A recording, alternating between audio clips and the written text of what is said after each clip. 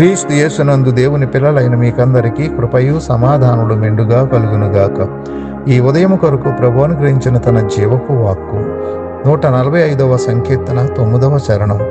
యెహోవా అందరికీ ఉపకారి, ఆయన కనికరములు ఆయన సమస్త కార్యముల మీద నున్నవి.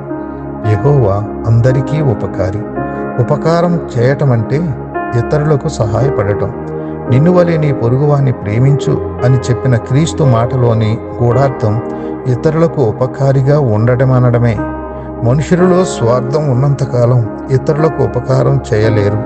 దేవుని విశ్వసించని వారు ఇతరులకు నిస్వార్థంగా ఉపకారం చేయలేరు.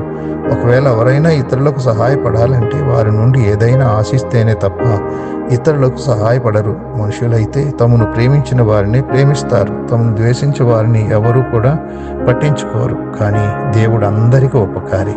నీవు కూడా అలా ఉందువుగాక.